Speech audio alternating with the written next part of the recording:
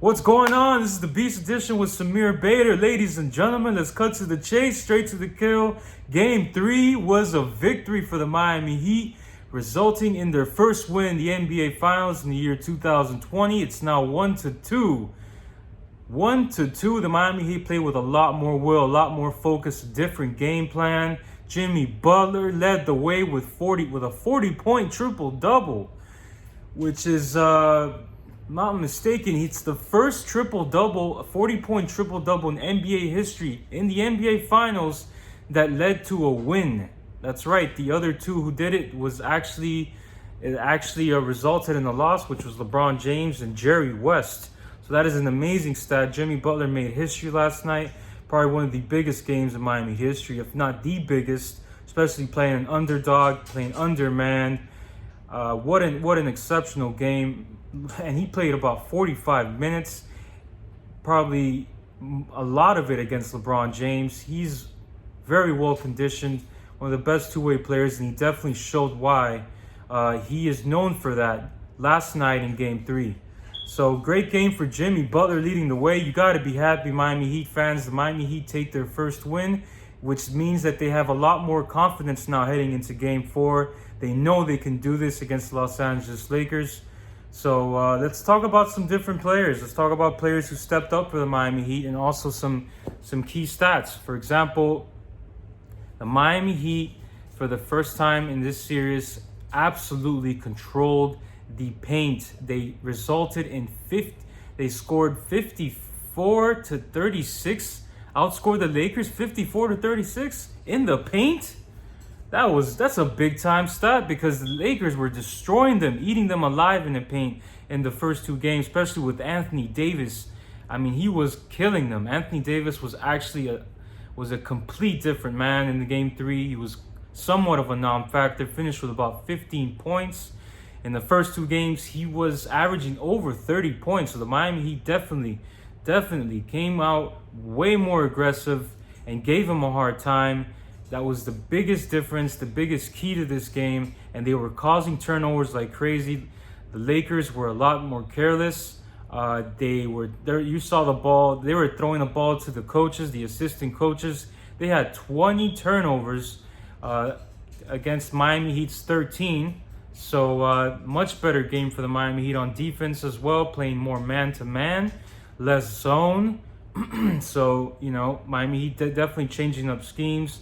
Eric Spoelstra was really using a rotation for a really good rotation. A lot of players coming in for certain situations. You saw Solomon Hill knocking down a three, his first points of the postseason. You got to be happy for that.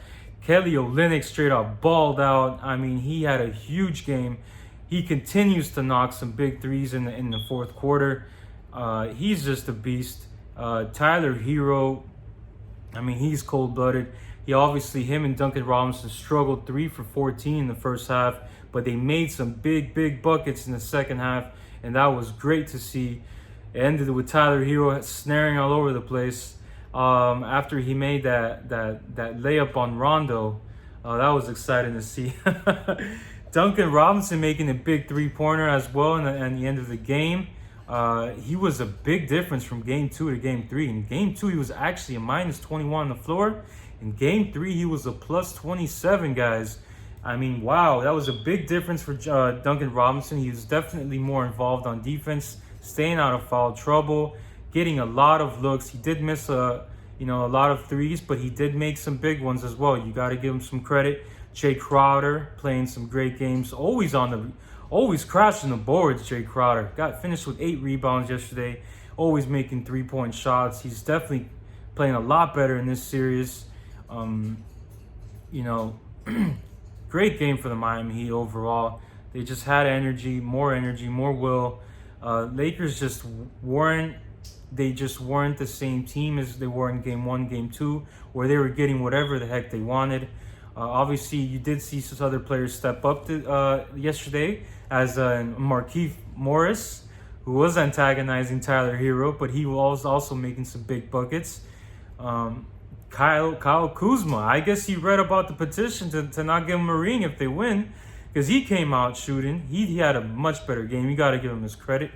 LeBron James still had a great game, finished with nearly another triple-double, played a good game, did get in Jimmy Butler's face, and he paid for it. He told Jimmy Butler, "You're in trouble." In the first quarter, in the fourth quarter, the roles switched. Jimmy Butler went ahead and told him, "You're in trouble, heat trouble." So that was really cool to see. Definitely the exchange of words. LeBron James did leave the game right before it ended.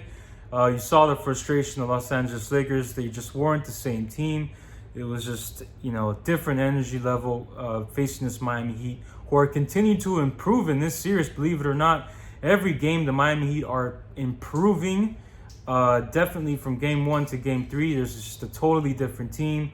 Obviously, you're down two guys, two big pieces, but this team is playing with a lot more confidence, a lot harder, with the nothing to lose mentality, playing with that Heat culture. I just got a notification not too long. Bam Adebayo is questionable now for Game 4. It's looking like Goran Dragic is probably doubtful to return to the series, which is a smart move on the Heat. The Heat doctors and the coaching staff to not let him play with the torn plantar fasciitis. As far as Bam Adebayo, he's gonna have, he has his neck strain. He did also have that injury against Boston when he suffered in his left shoulder and his arm or his hand, I believe, all on the same side, in his left side. Two different injuries. Bam Adebayo is pretty beat up right now, so you want to make sure he's coming back. Got all his rest, his meds, whatever he needed to take to make sure that he's ready for Game 4. If he's not, there's a 3-game gap from Game 4 to Game 5. If he needs to take the rest, I'm sure the doctors will make the right call, especially the coaching staff. I look forward to the Los Angeles Lakers to come back strong for Game 4. They're definitely not going to try to let the Miami Heat bounce back 2 games in a row and be tie the series at 2-2. But I think the Miami Heat are not. They don't really care what the Los Angeles Lakers think. They don't care what national media thinks. They know everybody's not rooting. Everyone is counting them out except for Heat Nation and a lot of Heat fans out there. I think the Miami Heat will continue to bring that same energy, play even better. I think they tie the series up on Tuesday. And it will be 2-2. Just my opinion. I could be wrong, but I think the Miami Heat will come out strong. And of course, I do expect the Lakers to play a really good game, but I'd say the Miami Heat will win a very close game. And I'll be back again here for the Game 4 recap. So let's see how that goes. Let's make it happen. Y'all take it easy. Take care.